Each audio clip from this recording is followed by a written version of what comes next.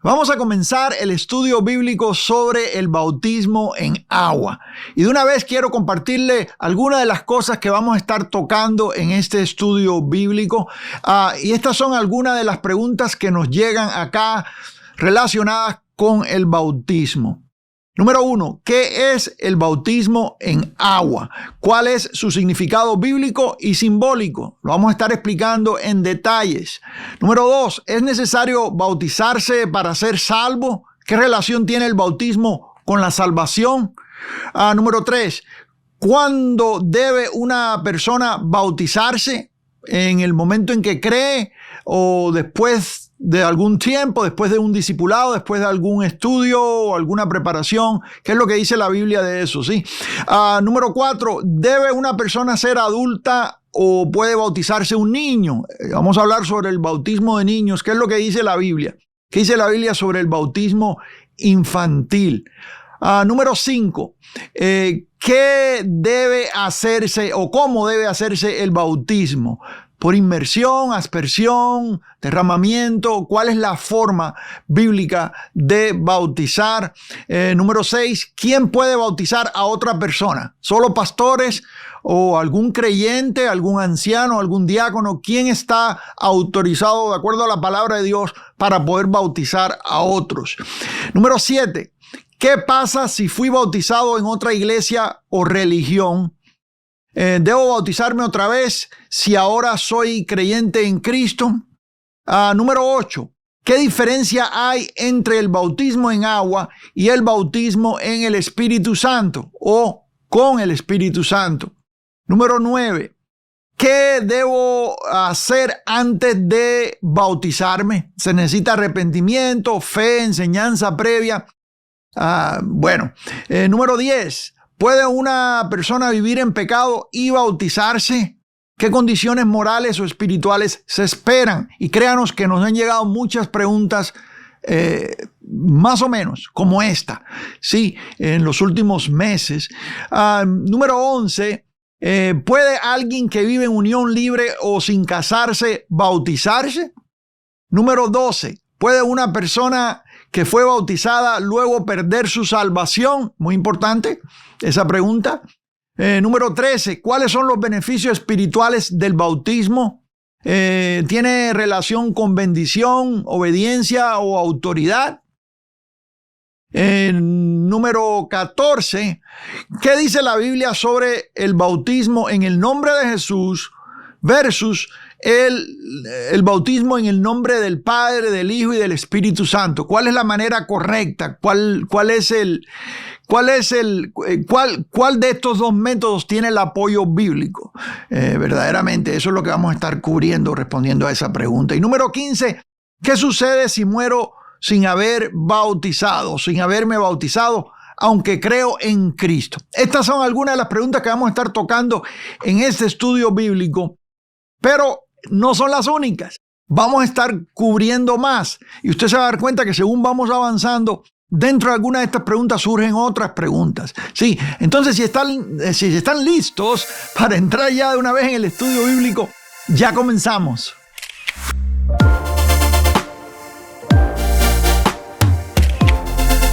Es una bendición estar todos juntos estudiando la palabra de Dios como hacemos cada jueves, y doy la bienvenida a todos los que se conectan con nosotros desde cualquier lugar de nuestra amada América Latina. Para mí es un gozo estar estudiando la palabra de Dios con usted y sobre todo en esta ocasión tocando este tema del bautismo en agua, porque ha existido mucha confusión y han existido muchas malas enseñanzas al respecto. Y ya por meses hemos tenido pastores, misioneros que nos han escrito pidiéndonos, hermanos, hagan un estudio bíblico sobre el bautismo en agua. Queremos algo concreto, algún tipo de guía que nos ayude. en la formación de nuevas congregaciones y bueno, en el servicio a Dios. Entonces hemos decidido hacerlo y bueno, coleccionamos todas estas preguntas que nos han hecho, nos han venido haciendo por tiempo, las pusimos todas en un mismo, ¿cómo se diría? Un mismo bosquejo, y de una vez vamos a estar respondiendo todo. Si usted tiene alguna pregunta durante el estudio bíblico y usted no ve que la estamos nosotros respondiendo, hágala, sea en el chat en vivo, si está en la transmisión en vivo, o después lo puede hacer en los comentarios. Déjenos saber, inclusive si usted tiene alguna opinión en cuanto a alguna de las cosas que estamos diciendo, déjenos saber cómo bautizan usted ahí en su congregación, cómo lo hacen, ¿sí? Bueno, y de una vez entrando en materia, voy a empezar. Escuche bien esto, porque esto es un poco diferente a lo que hemos hecho en el pasado en otros estudios bíblicos. Cuando he estado en conferencias o enseñando a los estudiantes o preparando gente para el ministerio, casi siempre cuando tocamos el tema del bautismo en agua, comenzamos por la gran comisión que el Señor nos envió a hacer discípulos y a bautizarlos en el nombre del Padre, del Hijo y del Espíritu Santo. Por ahí casi siempre comenzamos. Pero hoy, para este estudio bíblico, voy a comenzar de una manera diferente. Y vamos a comenzar con una figura del bautismo. Porque yo quiero irme al Antiguo Testamento y ver todas las representaciones que hay sobre el bautismo en agua, para nosotros poder ver la tipología, los significados, las sombras, y cuando entremos entonces en la realidad misma de las cosas, como dice Hebreos, cuando entremos en lo que es el bautismo ya en la iglesia, nosotros vamos a ver por qué el símbolo, por qué la figura, por qué el agua y por qué la práctica. Vamos a ver la raíz, vamos a ver el trasfondo, y entonces eso es lo que va a hacer este estudio un poco diferente. Y vamos a comenzar por el bautismo en el diluvio.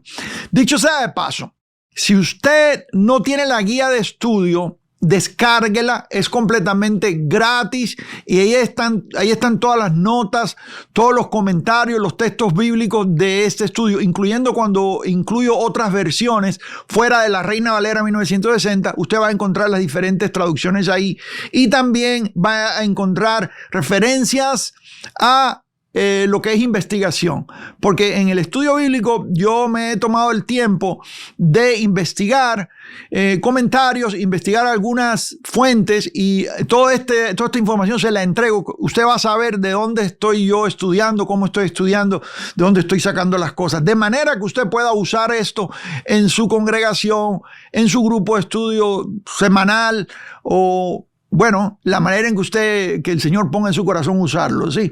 Vamos a entrar y abra conmigo la guía de estudio y vamos a entrar por el diluvio. El diluvio en el Antiguo Testamento. Y vamos a ver la figura del diluvio y vamos a comenzar, vamos al texto, y ahorita nos regresamos a la guía de estudio, pero vámonos al texto de una vez y vamos a leer el texto de Primera de Pedro, capítulo 3, versos 18. Vamos a ver lo que dice Pedro y luego nos vamos a ir al Antiguo, ¿sí? Dice el texto: porque también Cristo padeció una sola vez. ¿Cuántas veces padeció Cristo? Una sola. Empiece a prestar atención a algunas frases que yo voy a recalcar que tienen que ver mucho con el significado del bautismo en agua. Sí, Pedro comienza hablando de lo que es el trabajo completo de Cristo en la cruz, lo que Cristo completó en la cruz, que fue crucificado, murió, ahí vemos muerte, y resucitó al tercer día. Ahora, Pedro comienza hablando aquí de que Cristo padeció una sola vez por los pecados, el justo por los injustos, para dice el texto, llevarnos a Dios, siendo a la verdad muerto. Note aquí la palabra muerto, preste atención porque ahorita vamos a regresar a esto, en la carne, pero vivificado, presta atención a esta otra palabra, vivificado en el espíritu. Aquí vemos muerto y vivificado, cuando yo me vaya al significado del bautismo en el capítulo 6 de Romanos, usted va a ver todo esto. Pero vamos a ir al diluvio, porque en el diluvio nosotros vemos una representación, vemos una figura del bautismo en agua, y esta la menciona Pedro aquí. Aquí es cuando nosotros siempre tenemos que enlazar el Nuevo con el Antiguo Testamento, porque nosotros tenemos el texto inspirado de las cartas y vemos que Pablo y Pedro, y bueno, en realidad en las cartas y en todo el texto, porque Jesús lo hizo también en los días de su carne, vemos que los escritores siempre están haciendo referencia a textos del Antiguo Testamento. Quiere decir que estas cosas ya fueron profetizadas o fueron anunciadas en figuras, en símbolos. Sí, y nosotros en ese entonces, los que vivían en ese entonces, quizás no se estaban dando cuenta de lo que estaba sucediendo, sí, pero el Señor estaba ya anunciando lo que vendría. Y en este caso es la muerte y resurrección de Cristo, que la vemos representada en el bautismo en agua. Ahora, dice aquí, muerto en la carne, pero vivificado en espíritu. Dice aquí, en el cual también fue y predicó a los espíritus encarcelados. Yo no estoy hoy hablando de esto, de eso tengo un estudio bíblico completo aquí en el canal, usted lo puede conseguir. Pero eso fue lo que Cristo hizo cuando murió, en el tiempo entre su muerte y su resurrección. Eso fue lo que sucedió.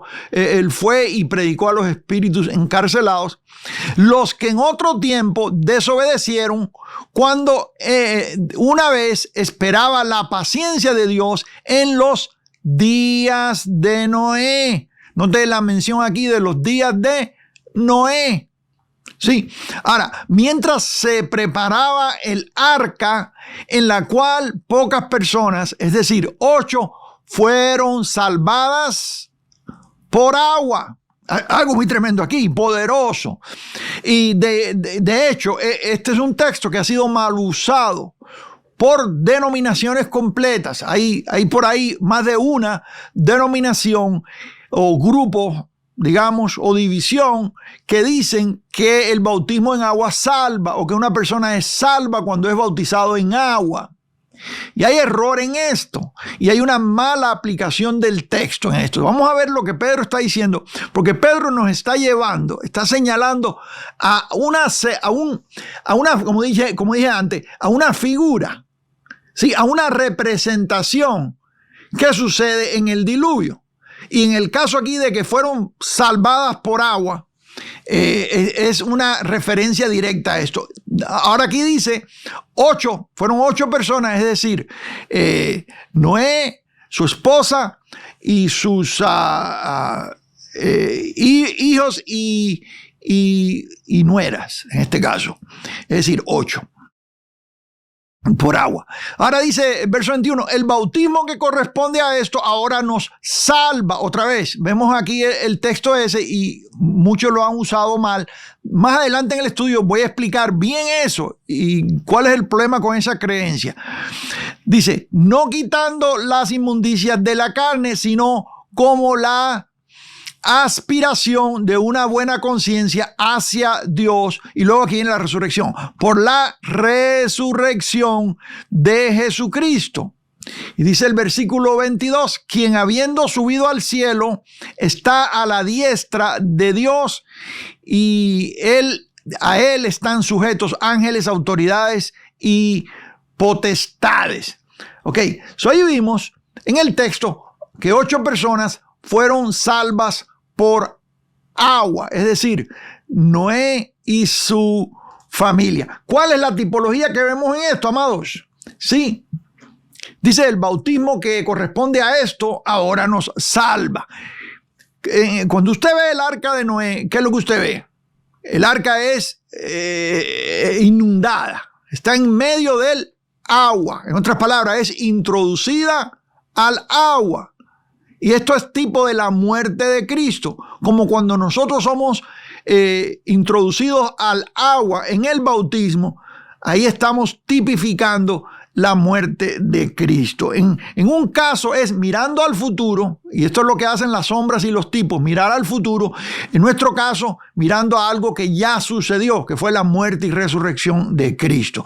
Ahora, algo muy importante aquí es la figura del arca que es introducida al agua, pero luego termina de llover y las aguas bajan y allá en el monte Arará el arca queda en lo seco. Quiere decir que salieron de las aguas. Entonces, fueron introducidos a las aguas y salieron de las aguas. Entonces, ahí vemos en los días de Noé la representación del bautismo, que nos salva, que los salvó a ellos. ¿De qué los salvó a ellos? No está hablando de eterna salvación, no está hablando de creer en Cristo y nacer de nuevo y ser salvos del pecado. No está hablando directamente de esto, está hablando de 8 personas que fueron salvos ¿de qué? De perecer en el diluvio. Es decir, que fueron rescatados. Ahora, aquí hay también una tipología en cuanto a la verdadera salvación, pero no está diciendo literalmente que aquellos fueron salvos espiritualmente. Lo que está diciendo el texto es que fueron salvos de no ahogarse en el diluvio. Sí, o sea, hay 2 frases claves aquí, y yo lo tengo aquí en la guía de estudio, y yo le voy a pedir que usted lo anote ahí en el libro suyo, en su libreta. 8 fueron salvos por agua, el bautismo que ahora nos salva. Ahí vemos la conexión. Sí, cuando estudiamos el diluvio vemos una clara figura del bautismo donde los que habrían de ser salvos del diluvio fueron inundados, tipo de muerte, y salieron de las aguas, tipo resurrección, a nueva vida. O sea, ahí es donde nosotros vemos la representación del texto que nos trae Pedro. Pedro está haciendo mención de algo que pertenece al Antiguo Testamento. Ahora, vamos a la tipología del agua y lo que es el bautismo real. Vamos a, mire, cuando he enseñado ley y gracia, siempre le he hablado a usted de lo que son sombras y lo que es la imagen misma de las cosas en el nuevo pacto. Entonces, nosotros ahora tenemos una explicación de Pablo en el capítulo 6 de Romanos, y le voy a pedir que usted abra conmigo ahí en Romanos, capítulo 6, y vamos al versículo, vamos a comenzar aquí. Capítulo 6. Vamos a comenzar por el versículo 1 y vamos a leer hasta el 5. Sí, dice el texto. ¿Qué pues diremos? ¿Perseveraremos en pecado para que la gracia abunde? ¿Qué está haciendo Pablo aquí? Pablo está respondiendo a los que, como hoy en día tenemos el mismo problema, cuando usted habla de la eterna seguridad, hay gente que dice, quiere decir que si mis pecados fueron perdonados y fui salvo por gracia, entonces ahora eso me da licencia para pecar. Algunos lo ven de esa manera, lo cual me dice a mí que no ha habido quizás una transformación ahí. Porque cuando usted es salvo por gracia, lo que usted tiene dentro de usted es agradecimiento. Que Dios ha hecho algo por usted que usted no podría hacer por usted mismo. Sí. Ahora, fíjese lo que estoy diciendo aquí. Vamos despacito a ir desempacando el texto, ¿sí? Y dígame si se está gozando. ¿Qué pues diremos? ¿Perseveraremos en el pecado para que la gracia abunde? ¿Para que la gracia qué? Abunde. En otras palabras, ¿voy a pecar deliberadamente? En ninguna manera. Porque los que hemos muerto al pecado, diga conmigo, muerto al pecado. Aquí usted va a empezar a ver otra vez en una introducción a este concepto del bautismo, que es sumergidos. De la misma manera que el cuerpo de Cristo fue puesto en tierra. Sí, muerto al pecado, viviremos. Aquí vamos otra vez, muerte, diga conmigo, muerte y vida. Es lo que es el bautismo. Dice, porque los que hemos muerto al pecado, porque a eso morimos al pecado. Entonces, cuando usted es bautizado en agua, que usted es sumergido en las aguas, y le voy a explicar lo que significa ser sumergido. En realidad, esa es la traducción de la palabra bautismo, dicho sea de paso.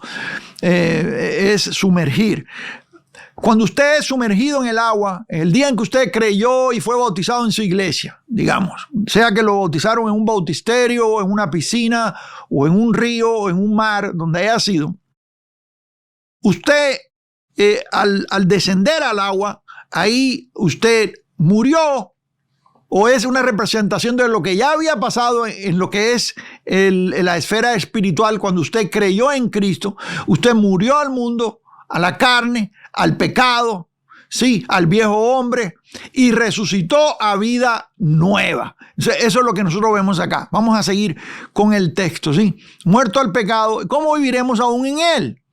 ¿O no sabéis, verso 3, que todos, ¿cuántos dice aquí? Muy importante. Todos los que hemos sido bautizados, aquí está la palabra bautizados, quiere decir sumergidos en Cristo Jesús, hemos sido bautizados, otra vez aquí está la palabra, en su muerte. ¿No sabes que cuando tú fuiste bautizado en Cristo Jesús, y aquí no está hablando directamente del bautismo en agua, está hablando del bautismo verdadero, donde fuiste tú bautizado en Cristo Jesús, en su muerte, como dice el texto, y se lo voy a leer entonces en las cartas, pero antes de ir allá, vamos a abundar un poquito más en esto. Hemos sido bautizados en Cristo Jesús, dice, hemos sido bautizados en su muerte.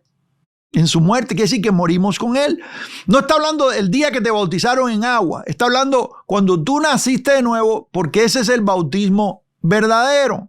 Sí, en agua lo que nosotros hacemos es darle testimonio al mundo de lo que sucedió espiritualmente. ¿Me está siguiendo acá? Tú fuiste bautizado en Cristo, dentro del cuerpo de Cristo, cuando naciste de nuevo. ¿Y cuándo sucedió esto? Cuando creíste, que es cuando fuiste sellado con el Espíritu Santo de la promesa. Vamos a continuar acá con el texto. Vamos otra vez. Dice, ¿o no sabéis que todos los que hemos sido bautizados en Cristo Jesús, algunos malinterpretan esto, y los que tienen la doctrina de solo Jesús, y ellos dicen que fuimos bautizados en Cristo Jesús, algunos de ellos, no todos, pero algunos de ellos dicen fuimos bautizados en Cristo Jesús, quiere decir en el nombre de Jesús solamente. Eso es la manera en que ellos lo interpretan. Eso no es lo que está diciendo el texto. Está diciendo que fuimos bautizados dentro del cuerpo de Cristo. Vinimos a formar parte del cuerpo de Cristo, de la familia de Dios. Sí. Ahora, hemos sido bautizados en su muerte. Verso 4. Mire aquí bien tremendamente cómo Pablo aclara esto. Dice, porque somos sepultados juntamente con él para muerte. Eso es lo que sucedió en el verdadero bautismo cuando nacimos de nuevo. Fuimos sepultados juntamente con él para muerte por el bautismo. ¿Cuál bautismo? Bautismo en su muerte. Bautismo es que hemos sido sumergidos en Cristo o hemos venido a ser parte del cuerpo de Cristo en su muerte. Somos sepultados juntamente con él para muerte por el bautismo, a fin de que como Cristo resucitó de los muertos, aquí está la palabra resucitó, es cuando sales del agua. Salir del agua es la representación, pero cuando tú naciste de nuevo, lo que sucedió es que tú moriste. Y naciste de nuevo. Se va ahí a Juan capítulo 3 y usted va a ver bien la explicación. Nicodemos, que vino, le preguntó a Jesús. Nacimos de nuevo. De los muertos, dice, Cristo resucitó a los muertos para gloria del Padre. Así también nosotros andemos en vida nueva. Esto es lo que sucedió. Cuando tú naciste de nuevo, tú moriste al viejo hombre, moriste al mundo, moriste al pecado, a la carne, a tus intereses propios, a tu antigua manera de vivir, como dice el texto. Hay varios textos que hacen referencia a esto. Y naciste a vida nueva. Ahora eres una nueva creación, una nueva criatura en Cristo. Las cosas viejas pasaron, todas son hechas nuevas, como dice el texto. En otras palabras, tú ahora estás caminando en vida nueva. Por eso dice el texto aquí, así también nosotros andemos en vida, ¿qué dice? En vida nueva. Andemos en vida nueva. Sí, vamos a ir profundizando un poquito más para los que aman el alimento sólido y aman escudriñar el texto aún de una manera más profunda. Vamos a 1 Corintios ahí, capítulo 12, versículo 13. Y mire lo que dice el texto. Y este es el mismo Pablo que nosotros leímos en Romanos. Ahora aquí hablándole a los Corintios. Dice, porque por un solo espíritu fuimos todos bautizados. Ahora está hablando aquí de el bautismo del Espíritu o por el Espíritu. Como le dije anteriormente, el verdadero bautismo, en otras palabras, la realidad misma del bautismo, no el símbolo, la realidad misma del bautismo. Esto sucedió no cuando te sumergieron en el río o te sumergieron en el bautisterio en la iglesia. Esto sucedió cuando naciste de nuevo. Dígalo conmigo. Cuando nací de nuevo, fui bautizado en su muerte, fui introducido al cuerpo de Cristo. Verso 13 dice, porque por un solo espíritu fuimos todos bautizados en un cuerpo, sean judíos o griegos, sean esclavos o libres, y a todos se nos dio a beber de un mismo espíritu. Aquí también el apóstol Pablo está hablando de lo que es unidad. Ese es el tema que está entrelazado aquí también, ¿no? Pero fíjese qué tremendo. Dice, con un solo espíritu fuimos en tiempo pasado, todos bautizados en un cuerpo. Quiere decir que fuimos bautizados en su muerte y también fuimos bautizados en su cuerpo. Sean judíos o griegos, sean esclavos o libres, y a todos se nos dio a beber de un mismo espíritu. ¿Cuántos dicen gloria a Dios? ¿Cuántos se gozan con eso? Sí. Vamos a ver un tipo más del bautismo en el Antiguo Testamento, y le voy a pedir que usted venga conmigo. Vamos a ir al texto aquí de una vez. Lo voy a poner en pantalla. Primera de Corintios, capítulo 10. Dice aquí, voy a leer del 1 al 3. Dice, porque no quiero, hermanos, que ignoréis que nuestros padres todos estuvieron bajo la nube. Está hablando del pueblo de Israel en el desierto. Dice, y todos pasaron el mar. ¿Se acuerda? Cuando venían siendo perseguidos por los egipcios. Aquí vemos otra vez una tipología de lo que es el bautismo en agua. Ser introducidos al agua. Pasaron por el mar. Y todos en Moisés fueron bautizados en la nube y en el mar. Vemos aquí los elementos. Fueron más bien los israelitas al pasar el mar, que el Señor milagrosamente abrió el mar y pudieron pasar en seco, y luego ahí mismo ahogó a los egipcios. En ese evento hay una representación también del bautismo. En otras palabras, ellos fueron, igual que el arca, fueron introducidos a las aguas, ¿sí? Y salieron al otro lado en seco. En otras palabras, muerte y vida. Ahí vimos el mismo principio que tocamos anteriormente. Ahora, vamos a entrar en lo que es la doctrina de lavamientos en el Antiguo Testamento, y de esta manera vamos nosotros a comenzar a entender en lo que es. Recuerden que nosotros tenemos una tradición judeocristiana. Muchas de las cosas que nosotros practicamos en la iglesia hoy en día, nosotros las vimos en las prácticas, en las ceremonias que ya caducaron, pero que estaban en pie en ese entonces, en el tabernáculo, dentro del judaísmo bíblico.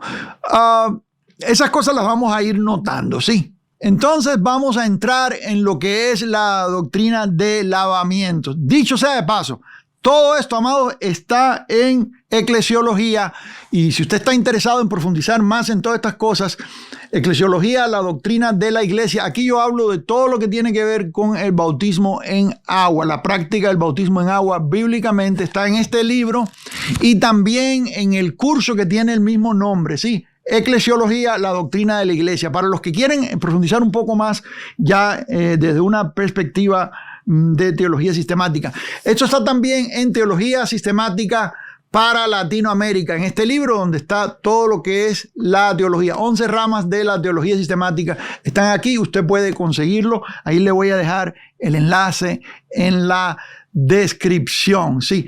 Vamos a la guía de estudio y entramos en lo que es la doctrina de lavamiento, ¿sí?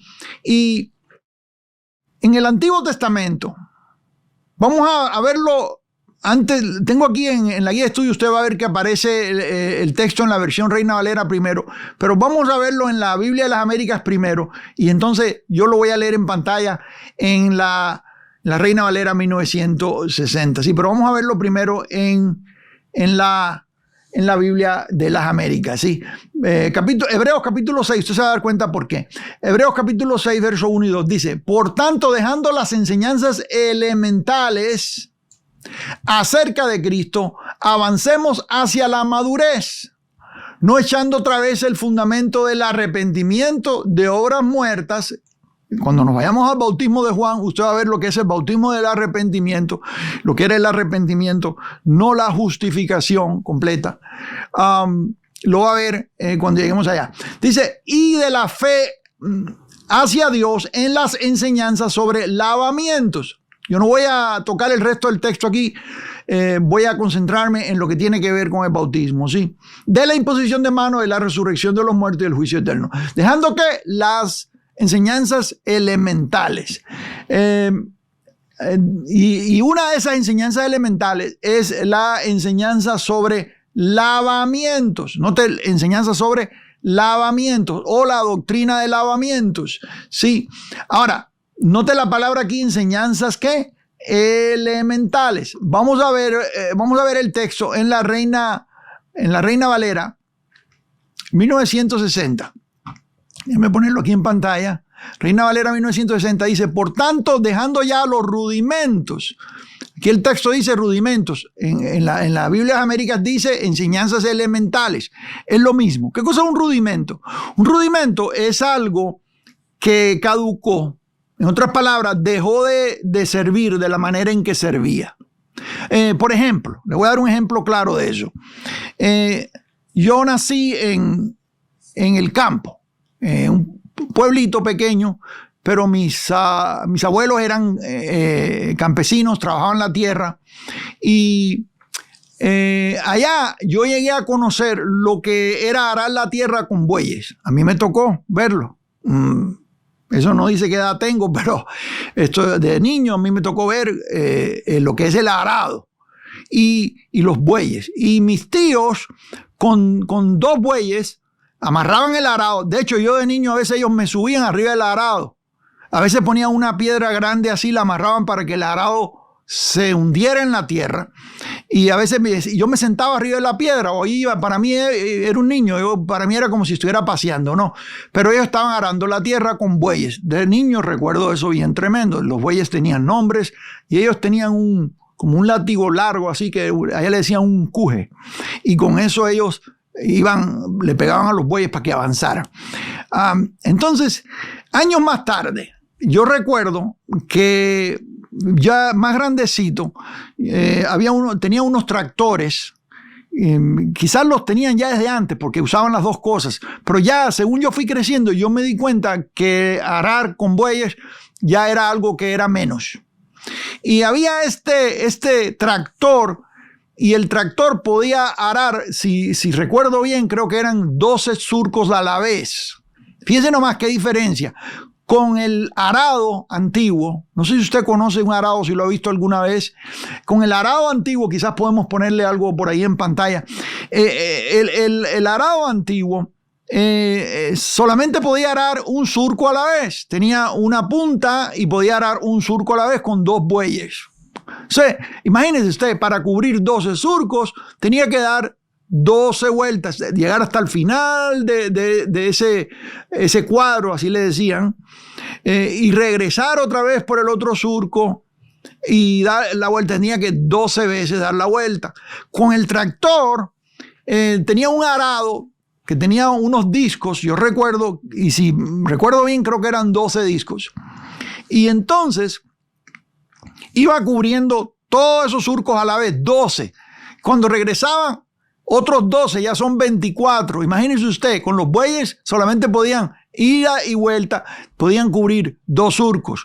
Sí, pero con el tractor podían cubrir 12 surcos. O sea, se avanzaba mucho más rápido.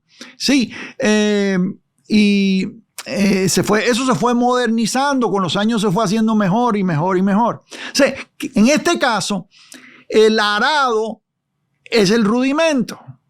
Sí, el arar la tierra con bueyes pasó a ser un rudimento, era una manera elemental de hacerlo. ¿Me está siguiendo acá? En la doctrina, el texto nos dice, por tanto, dejando ya los rudimentos que leímos en la Biblia de las Américas, que son enseñanzas elementales, dejando las enseñanzas elementales, dice el texto aquí, de la doctrina de Cristo. En otras palabras, las cosas elementales.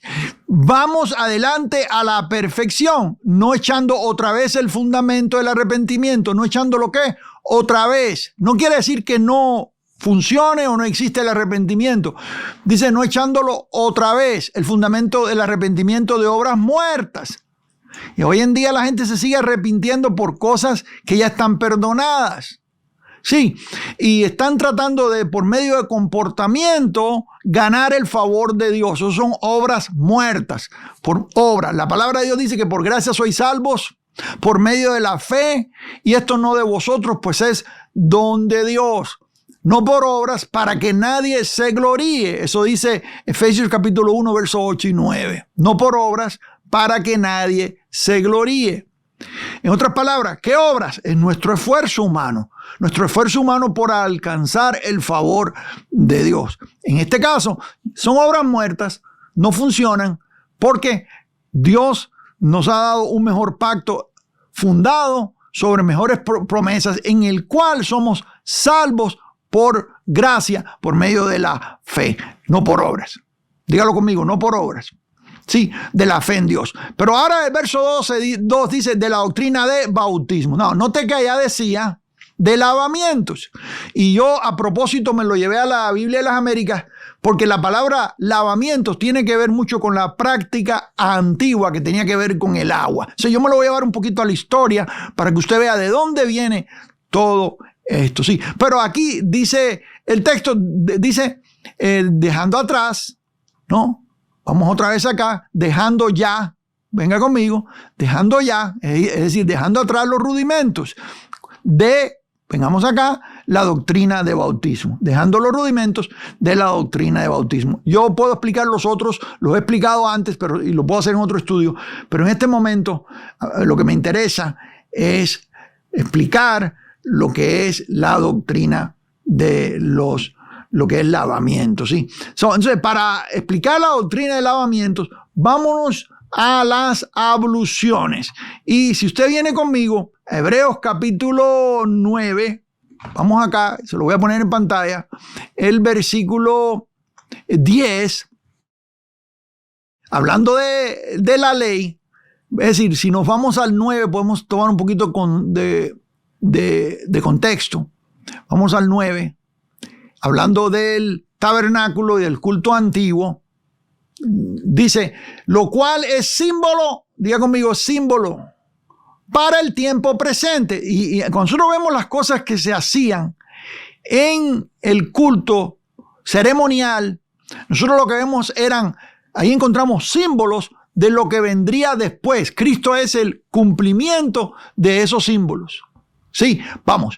Dice, lo cual es símbolo para el tiempo presente, el tiempo que estaba presente, no nuestro tiempo presente, el tiempo ese, según el cual se presentan ofrendas. Y note, cuando el escritor de Hebreos escribe esto, el templo en Jerusalén todavía estaba en pie y todavía se estaban ofreciendo sacrificios, y esto duró hasta el año 70 después de Cristo, cuando ahí no quedó piedra sobre piedra, según lo que Jesús había profetizado en Mateo 24.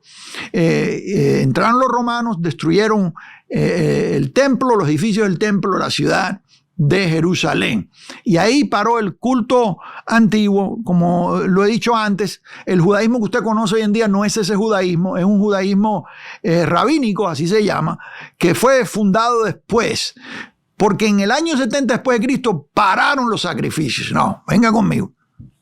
Cuando estaba esto, todavía estaba presente. Dice, según el cual se presentan ofrendas y sacrificios que no pueden hacer perfecto en cuanto a la conciencia al que practica ese culto. Tú practicabas el culto y eras parte de eso. Llevabas los animales para que fueran sacrificados, pero no El pecado no era quitado, era cubierto por la sangre de un animal imperfecto.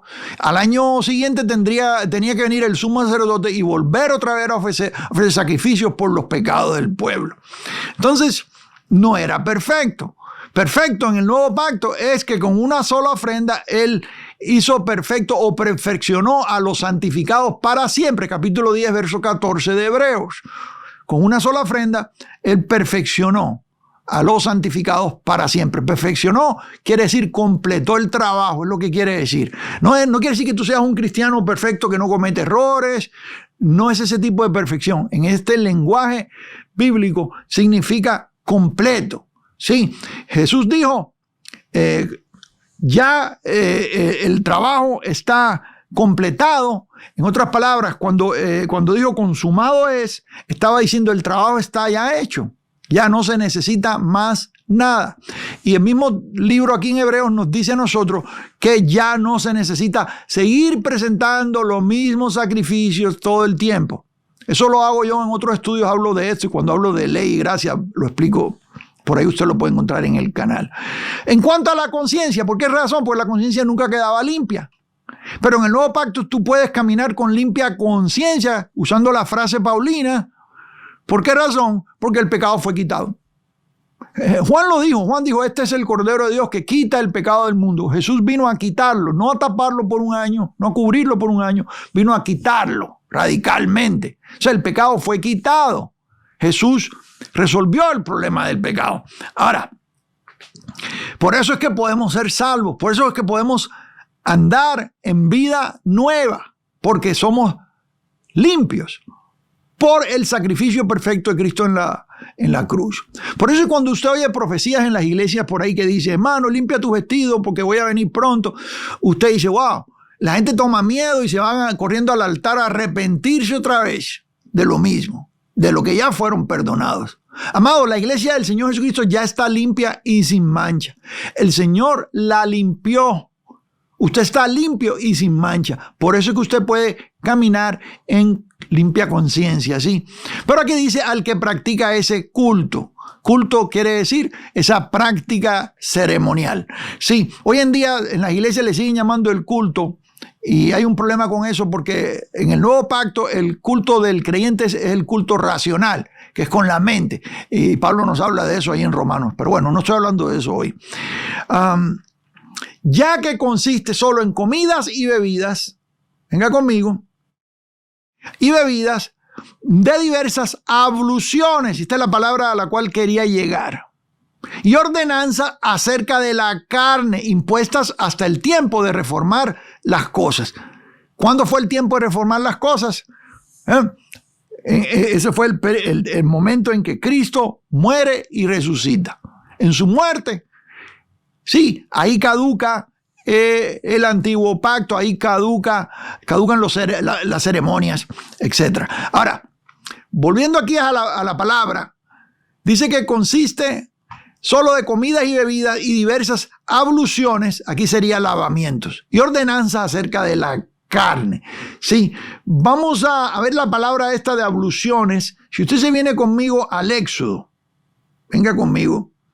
Y déjeme revisar que lo tengo acá. Voy a la guía de estudio, se lo voy a mostrar aquí. Sí, gloria a Jesús. ¿Cuántos se están gozando?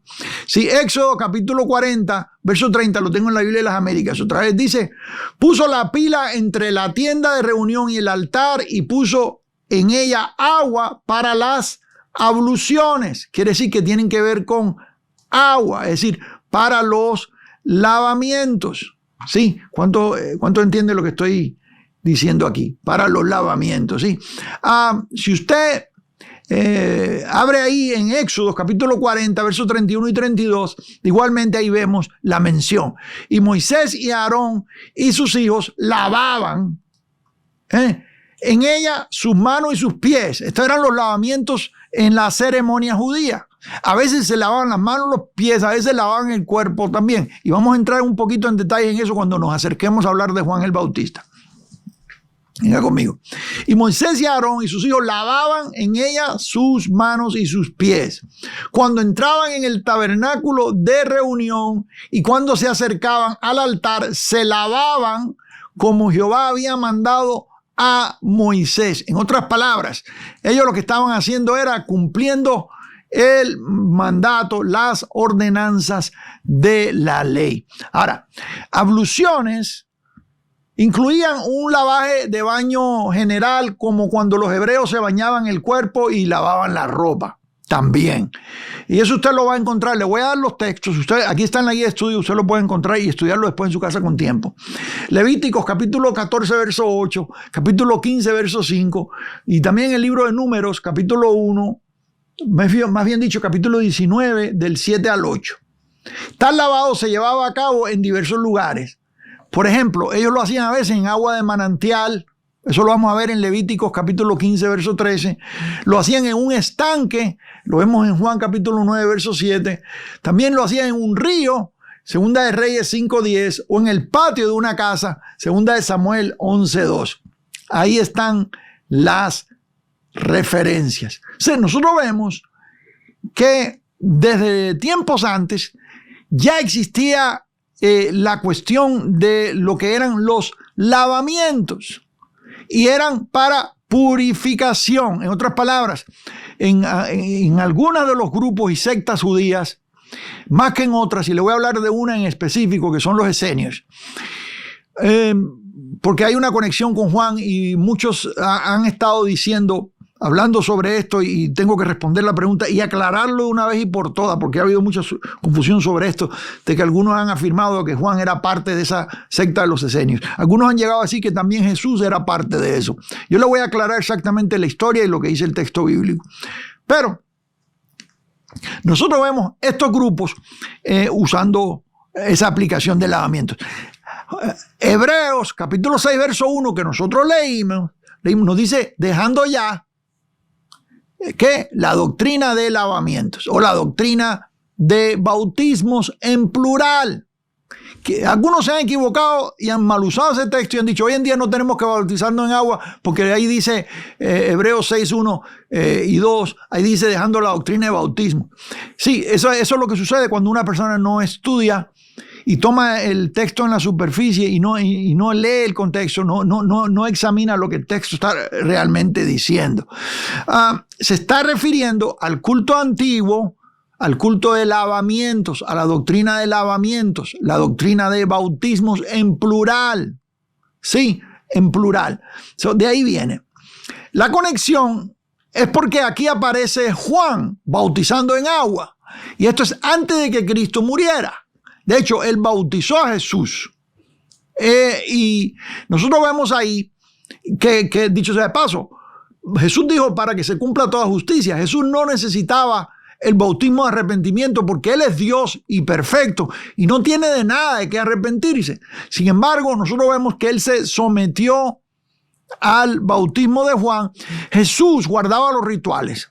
Les voy a decir algo, y ya lo he dicho anteriormente, ahí tengo un video dedicado a esto en el canal. Jesús ministró bajo la ley. Él nació de mujer bajo la ley. Fue circuncidado al 8º día, fue presentado en el templo. Todos los rituales que la ley exigía, Jesús los cumplió. ¿Por qué razón? Porque él era judío, nacido bajo la ley. Y la ley estaba presente en los días de su carne. Durante el ministerio terrenal de Jesús, la ley estaba presente. Entonces, ¿qué sucede? Que es en su muerte que la ley caduca.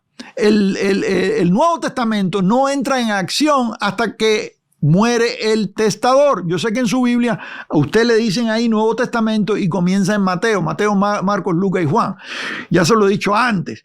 Pero en realidad lo que es el Nuevo Testamento, la palabra testamento se puede traducir como pacto, no comienza en Mateo capítulo 1.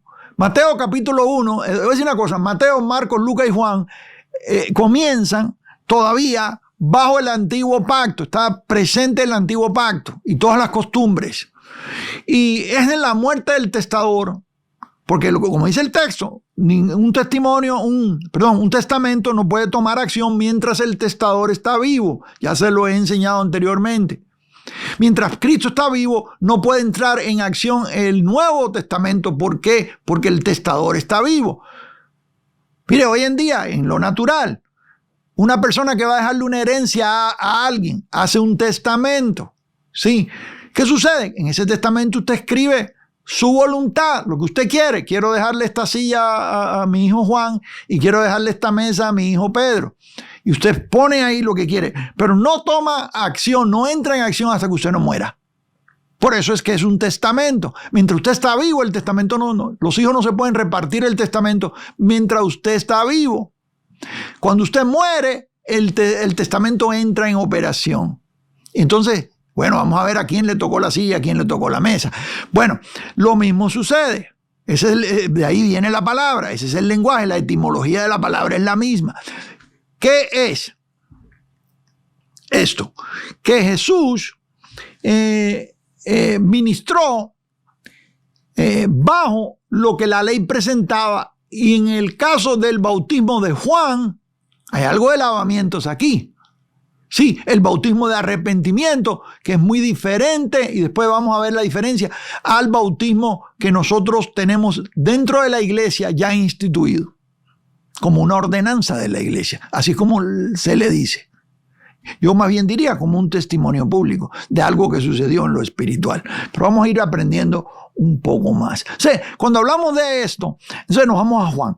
Y ahí está el grupo de los esenios. Y yo le escribo aquí la historia, le doy bastante información en la guía de estudio. Si no la tiene, descárguela gratis, ya le dije. Ahí está todo. Los esenios era una secta judía, una división que existió durante el periodo del Segundo Templo, probablemente entre el año 100 a.C. y el año 70 después de Cristo. El año 70 después de Cristo porque ahí se acabó todo. Eran conocidos por su estilo de vida ascético, ascetismo, en otras palabras, duro trato del cuerpo, absteniéndose de alimentos y de cosas para purificación. Sí, hoy en día, lastimosamente, muchas iglesias son ascetistas. Están a los santos lo que le han predicado es prohibiciones. Y no hagas esto, y no hagas lo otro, y esto es malo, y lo otro es malo, y lo otro es malo. Abstente de esto, abstente de lo otro. O sea, la gente vive en una vida de ascetismo. Ahora, ellos tenían una observancia estricta de la ley, una interpretación estricta de la ley, quizás más estricta que los fariseos. Esto hacía que ellos vivían en una comunidad separada de lo que son los fariseos que estaban dentro del pueblo. Estos no, estos eran como si fuera una especie de monjes antiguos. Aunque todavía no existían los monjes, no. A los monjes lo vemos aparecer ya en la era nuestra, es decir, después de Cristo. Y los primeros siglos, por ahí comenzaron a aparecer los diferentes grupos de los monasterios y los monjes. Y usted se da cuenta los diferentes tipos y las prácticas. Yo tuve la oportunidad de aprender de esto bastante porque mi abuelo, por parte de madre, mi abuelo fue criado por monjes en un monasterio. Él se quedó huérfano en Islas Canarias, en España. Se quedó huérfano de niño y lo recogieron y lo criaron y creció dentro de un monasterio. Mi abuelo tenía muchas costumbres. Por ejemplo, nosotros en la mesa cuando nos sentábamos a comer no se podía hablar. No hablábamos en la mesa de niño, yo recuerdo. ¿Por qué razón? Porque abuelo observaba eso de que en la mesa no se habla. Esto es una costumbre que él trae de allá, del monasterio donde creció de niño, ¿sí? Bajo la tutela de monjes. Los monjes tuvieron un papel muy importante en el texto que usted tiene hoy en sus manos, porque cuando usted se va a los rollos y los manuscritos, fueron ellos los que se dedicaron a copiar manuscritos, de manera en que tenemos esa cantidad de manuscritos donde podemos todos ponerlos y confirmar de que el texto es el mismo. Sí, durante siglos no existía la imprenta. La imprenta vino a existir ya cuando Gutenberg, pero antes de eso no existía la imprenta. Entonces el texto era escrito a mano y los monjes hacían eso. Y estos monjes vivían en una vida monástica, como dice la palabra, allá afuera de la ciudad. Bueno, antes que existiera eso, ya estaban los esenios.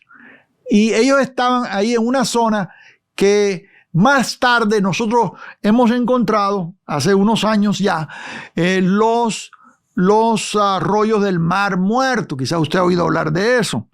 Sí, se cree que fueron ellos los que pusieron en vasijas de barro todos esos rollos y esos manuscritos y fueron preservados hasta hoy. Gracias a Dios, también por el clima, que es seco, dentro de unas cuevas en Qumran. Entonces, nosotros ahí podemos ver la conexión. Los esenios practicaban, de hecho, mucho de esto usted se da cuenta por Josefus, el historiador. Él es uno de las fuentes más importantes en esto. Igual que cuando leemos sobre la destrucción del templo del año 70 después de Cristo, Josefus es una fuente muy clara en esto. Y yo creo que, no estoy seguro si fue el primero, pero me parece, he leído que fue el primero, no lo he podido comprobar, que fue el primero que habló de los esenios. De ahí aparecen otros escritos antiguos que se encontraron y también hablan de esta secta. Los esenios practicaban el rito de la purificación por medio del agua, conocido como ablución. ¿Es la palabra?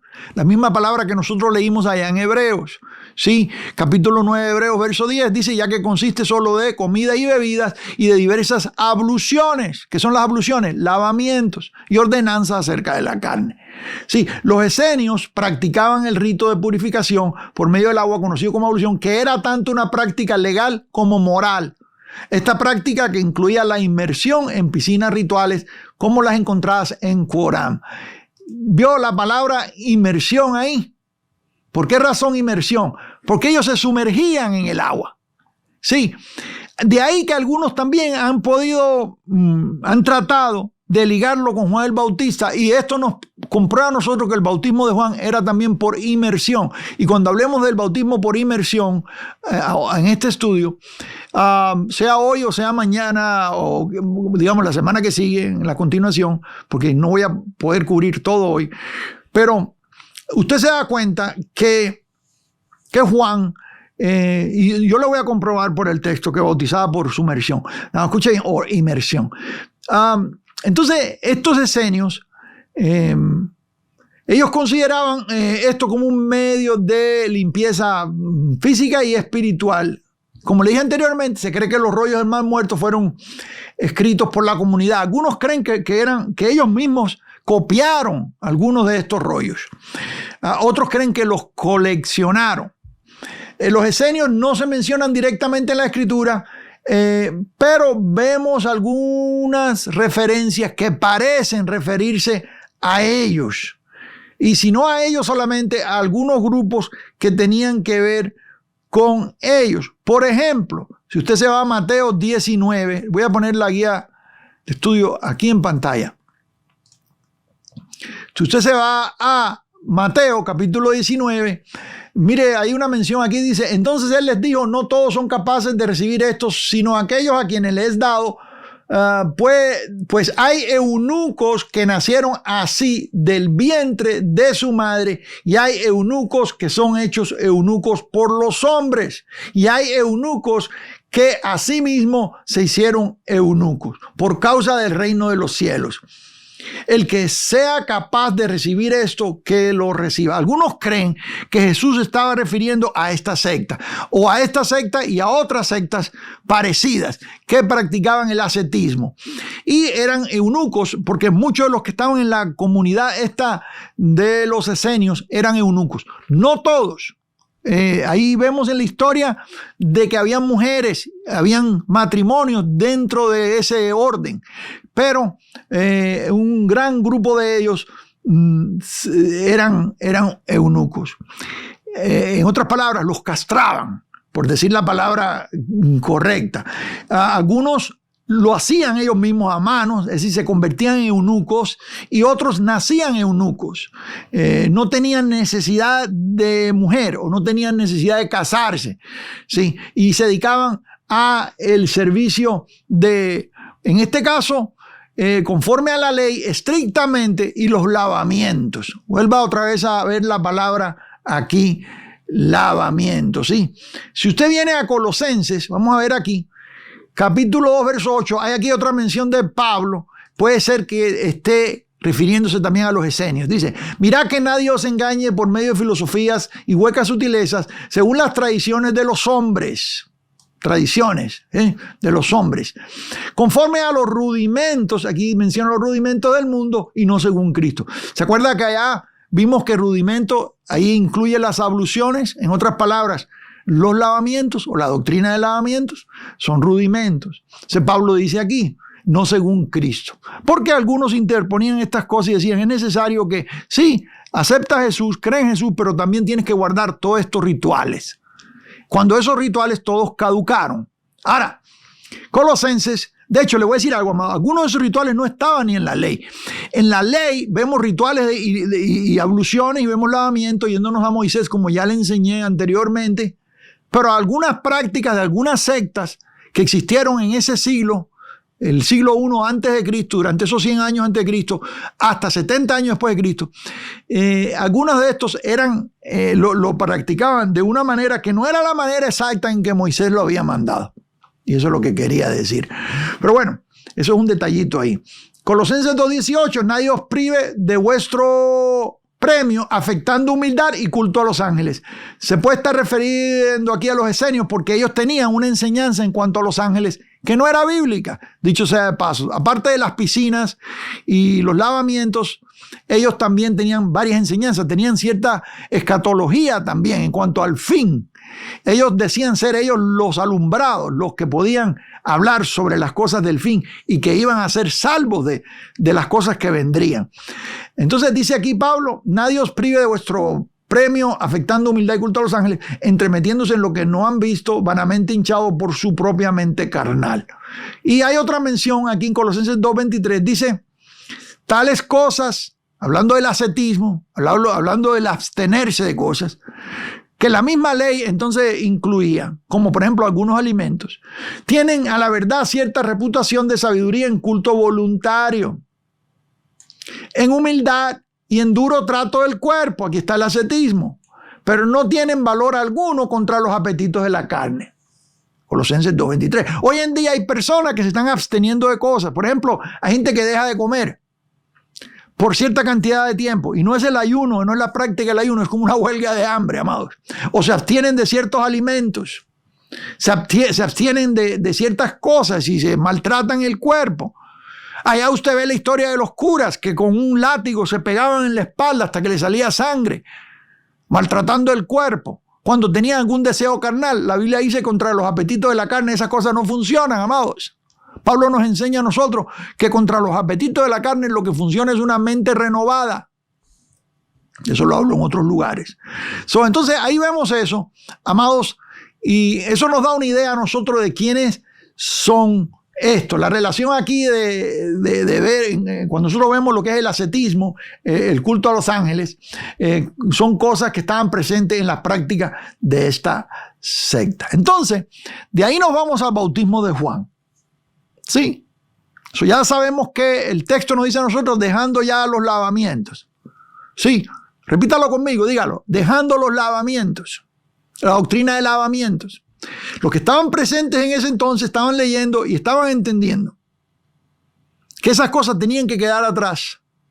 Porque nosotros vemos aquí una etapa donde, especialmente en Jerusalén, muchos judíos se convierten al evangelio, pero el templo estaba todavía en pie y ellos seguían visitando el templo. Ahí vemos a Juan y a Pedro que subían al templo a la hora de la oración. ¿Cuál templo, amados? El templo de Herodes, el segundo templo, el templo de Jerusalén. Ese era el templo que estaba en pie, que estaba presente en esos días. Juan y Pedro iban a orar al templo. Sí, y ellos eran discípulos de Jesús. Y Santiago, la historia nos enseña que Santiago se la pasaba en el templo. De hecho, Santiago le decían rodillas de camello, la tradición le llamaba, porque siempre estaba de rodillas orando ahí en el templo. Ellos continuaban yendo al templo. Entonces, en el cristianismo de ese primer siglo, dentro de lo que es Jerusalén, muchos continuaban guardando algunas de esas ceremonias que pertenecían a la ley.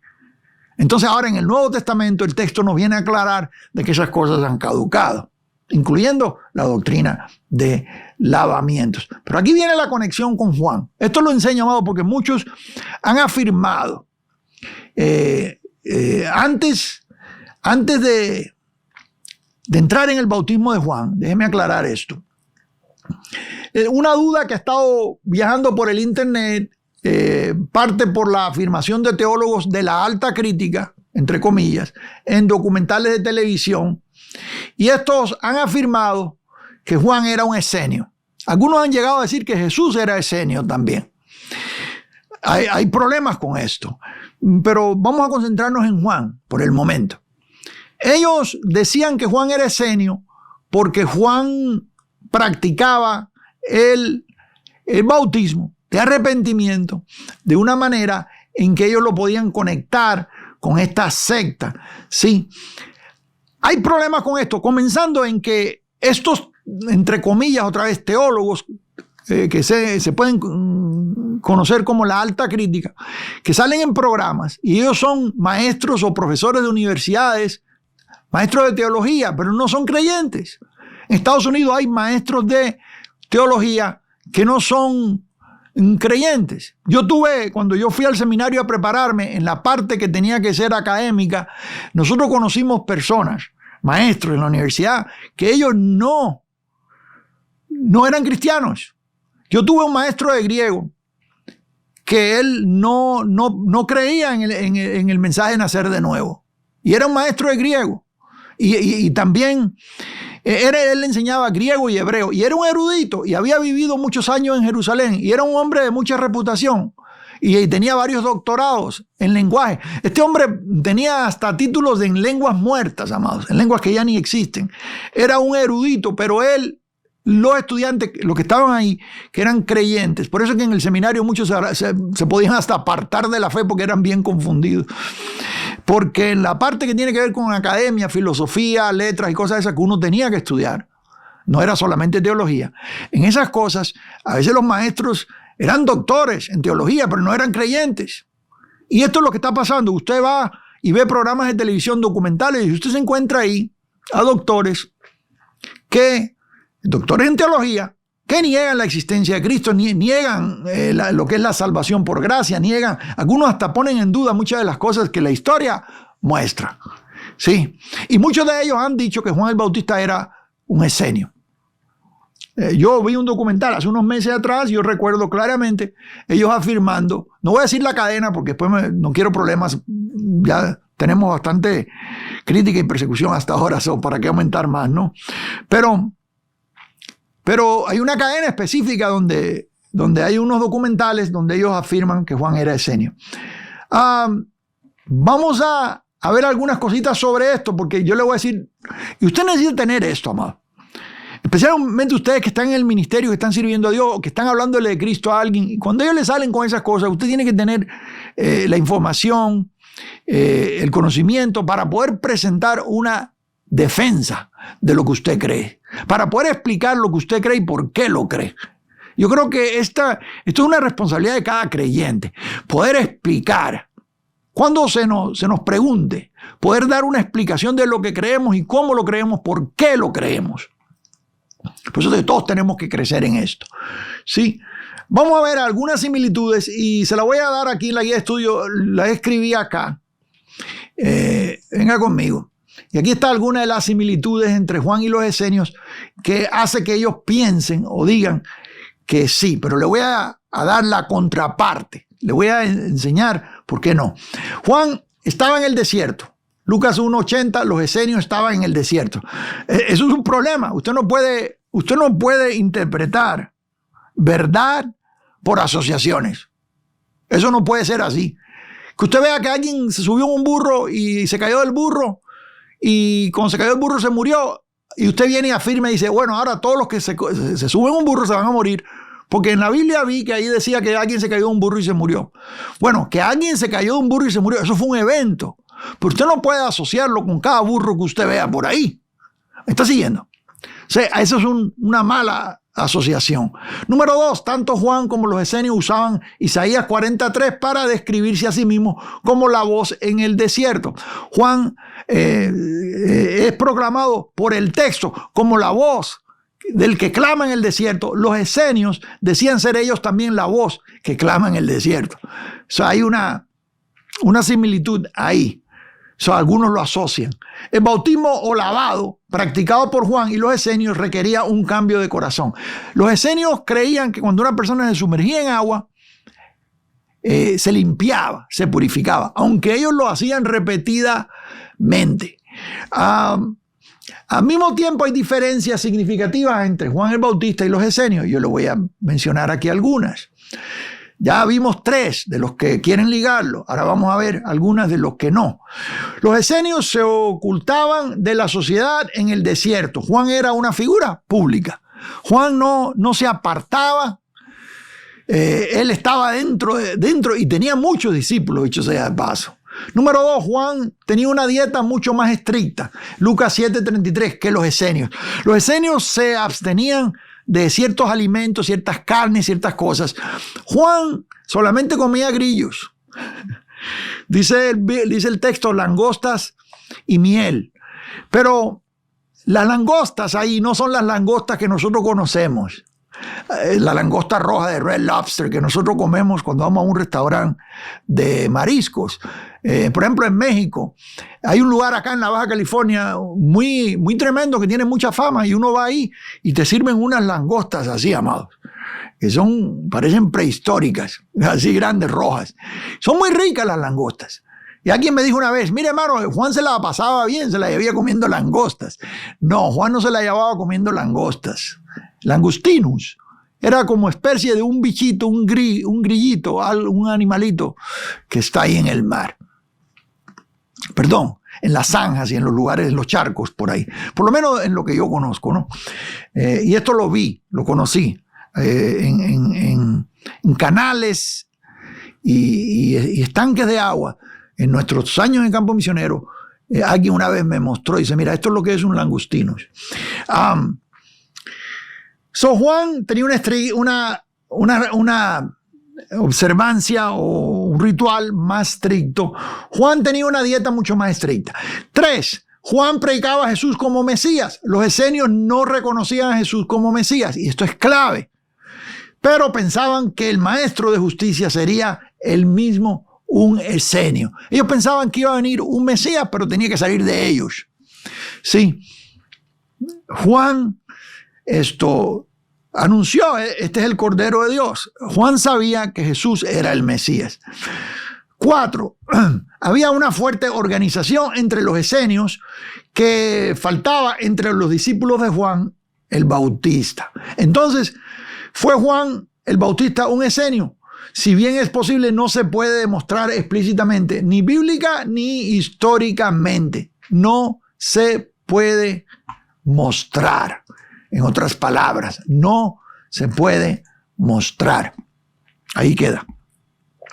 Ahora, quienes practicaban la doctrina de lavamientos, en ese entonces tienen que dejar la doctrina del lavamiento y avanzar a lo que Juan está anunciando, que es el bautismo de arrepentimiento. Vamos al texto.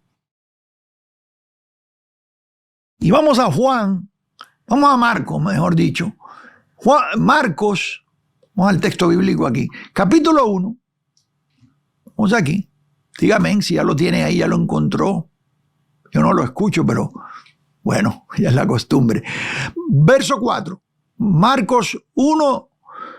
Vamos a leer el 4 y el 5. Dice, bautizaba a Juan en el desierto y predicaba el bautismo de arrepentimiento. El bautismo de arrepentimiento. Ese no es el bautismo que nosotros practicamos hoy en día cuando un creyente nace de nuevo y es bautizado al cuerpo de Cristo en el momento que nace de nuevo, y luego para testimonio al mundo es bautizado en agua. No es el mismo bautismo. Sí, este es un bautismo que apuntaba a algo. El bautismo que nosotros vemos en la iglesia es el bautismo de algo que ya ocurrió, porque ya Cristo murió y resucitó. Eso es una. Sí, pero bueno, Juan predicaba el bautismo de arrepentimiento para perdón de pecados. Verso 5. Y salían a él toda la provincia de Judea y todos los de Jerusalén, y eran bautizados por él en el río Jordán, confesando sus pecados. Sí, confesando sus pecados. Entonces ahí vimos nosotros el bautismo de Juan, que es el bautismo de arrepentimiento. No es un lavamiento, porque no es una piscina donde entraban y se lavaban, o que lo hacían continuamente. Este es Juan anunciando al Cristo que estaba ya estaba entrando el tiempo, y diciéndoles a ellos que se arrepintieran de sus pecados. Vamos a la diferencia entre ese bautismo y el bautismo del Espíritu Santo, aunque en preguntas y respuestas voy a posiblemente a elaborar más en eso. Vamos a Lucas capítulo 3, verso 16. Respondió Juan diciendo a todos: yo a la verdad os bautizo en agua, pero viene uno más poderoso que yo, de quien no soy digno de desatar la correa de su calzado. Él os bautizará, lo va a sumergir en Espíritu Santo y fuego. Hoy vemos que Juan está diciendo: yo estoy haciendo esto, pero el que viene después va a hacer algo diferente, superior. Sí, y aquí está la palabra clara. Sí, vamos otra vez. Aquí está la palabra pero. Dice Juan: yo os bautizo en agua, pero quiere decir algo diferente, otra cosa. Pero viene uno más poderoso que yo, que es Jesús, en este caso. Sí, Él va a bautizar, o los va a bautizar en Espíritu Santo y fuego. La palabra en aquí es sumergir, es decir, dentro de. Se puede traducir así. Sí. Ahí lo vemos en Lucas 3:16. Si usted se viene conmigo a 1 Corintios capítulo 13, vamos a hablar de ese bautismo con el Espíritu Santo, lo que es y lo que no es. Venga conmigo a 1 Corintios capítulo 12, verso 13. Dice aquí: porque por un solo, y hablando de unidad, un solo espíritu, con mayúscula, que es el Espíritu Santo, fuimos todos bautizados en un cuerpo. Ya he hecho mención de esto. Hemos sido todos bautizados en un cuerpo. ¿Por quién? Por el Espíritu. Porque por un solo Espíritu, que es el Espíritu Santo, fuimos bautizados. Ahí está el bautismo con el Espíritu Santo. El bautismo del Espíritu Santo no es como algunos grupos pentecostales dicen, no todos, porque el pentecostal clásico, muchos no lo dicen, pero hay grupos dentro de los pentecostales y carismáticos que dicen que el bautismo del Espíritu Santo tiene la evidencia de hablar en otras lenguas. En otras palabras, cuando eres bautizado con el Espíritu Santo, hablas en otras lenguas. Yo hablo de esto, inclusive tengo un estudio completo sobre eso. Específicamente le voy a ponerle el enlace ahí en la descripción, separando esto. Sí, porque ser bautizado con su Espíritu es algo que sucede en el momento en que usted cree. Y todos, hemos sido todos, dice el texto aquí, todos, diga conmigo, todos bautizados en un cuerpo. Aunque hables en lengua o no hables en lenguas. Las lenguas es un don. Y yo explico eso en el estudio de los dones del Espíritu. Usted lo puede encontrar ahí en el canal. Y el Espíritu da o reparte dones conforme Él quiere. Y no a todos da el mismo don. En otras palabras. Entonces, no es el hablar en lengua la evidencia. Porque sucede que en una ocasión allá fueron bautizados y luego hablaron en lengua. Eso no se convierte en una regla. Usted no puede convertir un evento en una regla. Para eso tenemos las cartas doctrinales que nos enseñan verdaderamente qué es lo que es doctrina a seguir. Ahora, ahí vemos nosotros que vamos a leer capítulo 12, vamos un poquito más, el versículo 13, que ya le leí aquí en la Reina Valera 1960. Vamos a leerlo en la Nueva Biblia de las Américas. Miren lo que dice, pues por un mismo espíritu todos fuimos bautizados en un solo cuerpo, ya judíos o griegos, ya esclavos o libres. A todos se nos dio a beber del mismo espíritu. Otra vez, vio que dice todos, ¿cierto? A todos se nos dio a beber del mismo espíritu, ¿sí? ¿Cuánto dicen gloria a Jesús? ¿Sí? Ahí tenemos esas dos cosas. Ya lo vimos en la Biblia de las Américas, lo vimos en la en la Reina Valera 1960. Entonces ahí vimos claramente que todos fuimos bautizados en un cuerpo. ¿Cuándo? Cuando creímos. Fuimos sellados con la promesa del Espíritu. Cuando creímos. Si usted es un creyente nacido de nuevo, usted tiene el Espíritu Santo. No hay manera que usted nazca de nuevo sin tener el Espíritu Santo. Y yo he oído grupos decir, no tienen el Espíritu Santo hasta que no hablen en lengua. Eso es un error doctrinal, es un mal error. Usted no puede decirle eso a un creyente, que no tiene el Espíritu Santo hasta que no hable en lengua. Eso es un error, amados. Usted tiene el Espíritu Santo desde el momento que usted cree. El Espíritu Santo es quien lo atrajo a usted a creer. Fue el que hizo la obra de convencerlo a usted de verdad. Y usted creyó porque el Espíritu Santo actuó en usted. Usted fue traído por el Espíritu Santo. ¿Me está siguiendo acá? O sea, no hay manera que usted nazca de nuevo sin que el Espíritu Santo entre en usted y haga ese trabajo. Por eso es que en el momento que tú crees, Él entra a habitar contigo, hace morada contigo y tú eres ahora el templo del Espíritu Santo, aunque no hables en lengua. ¿Ya tienen eso claro? ¿Cuántos tienen eso claro ya? Eso a mí me preocupa un poquito porque esa enseñanza ha avanzado y es mala enseñanza, ¿sí? Esto yo creo que desarma la enseñanza del bautismo, de que tiene que ser evidenciado por hablar en lenguas. Bueno, ahí le dejo el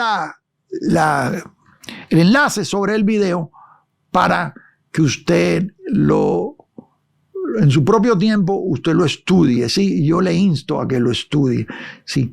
Vamos a la práctica del bautismo en agua ya en la iglesia. Y aquí es donde queríamos llegar. Y usualmente por aquí empezamos siempre.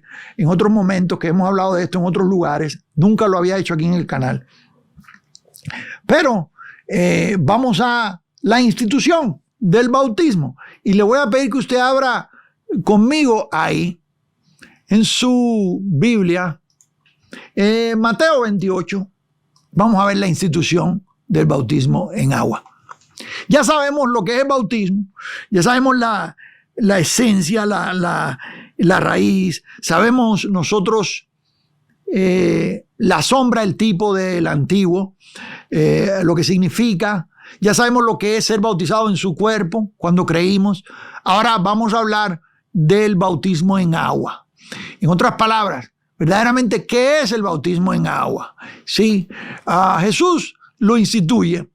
Hablándole a sus discípulos, les dice, por tanto, id y haced discípulos a todas las naciones. Naciones aquí, en el griego significa grupos étnicos. La palabra en el griego es etnos, significa grupos étnicos. Es decir, ir y hacer discípulos a todos los grupos étnicos.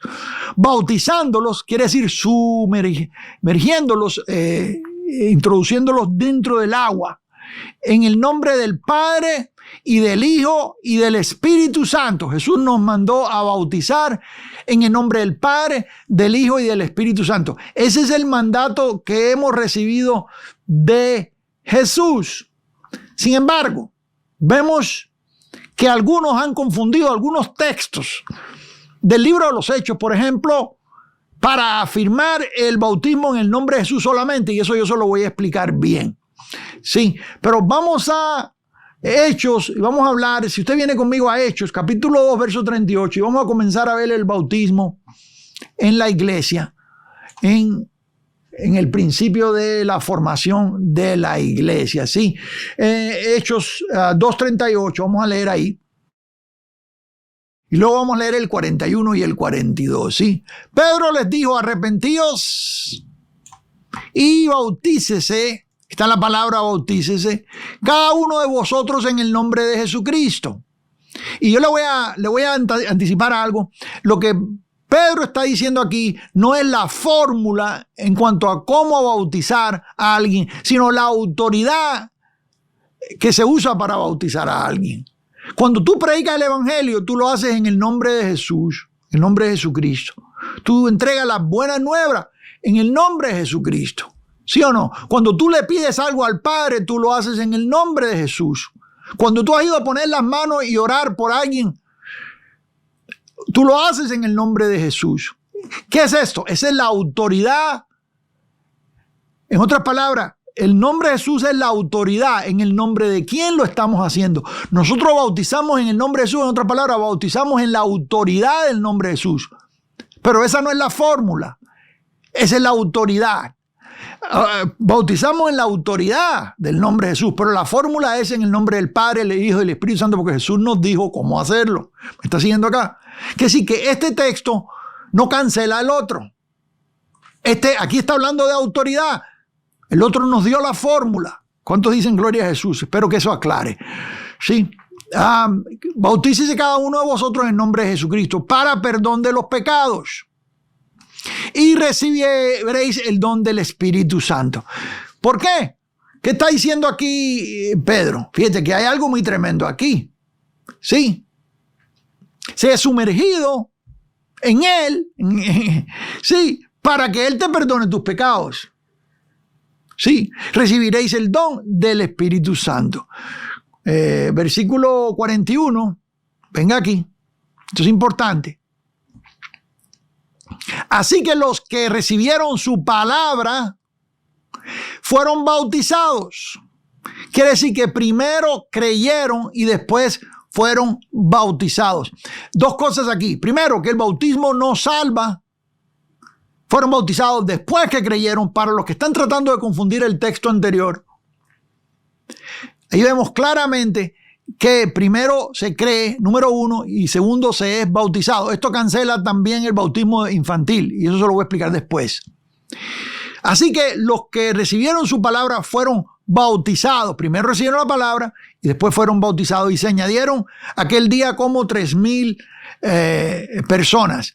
Ese es el nacimiento de la iglesia, amado. En la ley, cuando la ley fue dada allá a Moisés, 3,000 murieron en un día. Cuando la iglesia del Señor Jesucristo es fundada, el Espíritu Santo es dado a la iglesia, 3,000 nacen, vienen a vida en un mismo momento, en un mismo día. Sí. El versículo 42 dice: y perseveraban en la doctrina de los apóstoles, en la comunión los unos con otros, el partimiento del pan y en las oraciones. En otras palabras, esa es la práctica que nosotros vemos dentro de la iglesia. Vamos a ver un texto más, y es Hechos capítulo 8. Vamos a verlo aquí.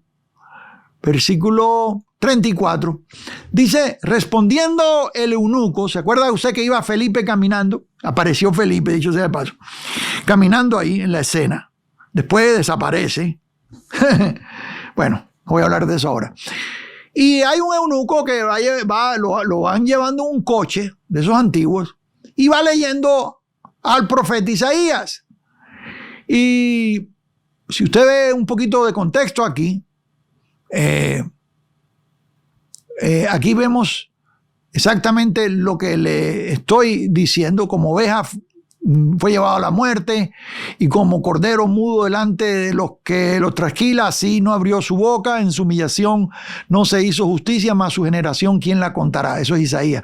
Sí, porque es quitada de la tierra su vida. O sea, el eunuco está interesado en saber de quién está hablando el libro. Y nosotros vemos aquí, sí, que tiene tiempo conmigo unos minutitos para que no haya confusión.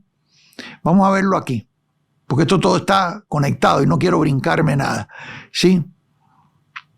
Iba él, volvía sentado en su carro, el eunuco, el etíope, leyendo al profeta Isaías. Eso fue lo que le dije. Y el Espíritu dijo a Felipe: acércate y júntate a ese carro. Acudiendo Felipe, le oyó que leía al profeta Isaías y dijo: ¿pero entiendes lo que lees? Él dijo: ¿y cómo podré si alguno no me enseñare? Y rogó a Felipe que subiese y se sentara con él. El pasaje de la Escritura es lo que yo acabo de leerle acá, que es Isaías. Entonces, luego, respondiendo el eunuco, dijo a Felipe: te ruego que me digas de quién dice el profeta esto. En el versículo 34. ¿De sí mismo o de algún otro? Entonces Felipe, usted está hablando de alguien que está listo para recibir a Cristo, ¿no? ¿No le ha pasado eso cuando está haciendo evangelismo? Que hay alguien que le está preguntando cosas a usted y solito está dejándose guiar. Eso es algo bien tremendo. Ese es el Espíritu Santo verdaderamente haciendo ese trabajo.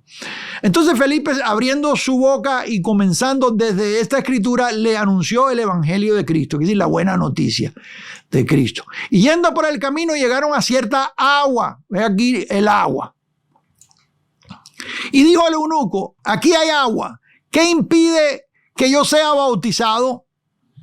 ¿Qué es lo que necesita una persona para ser bautizada?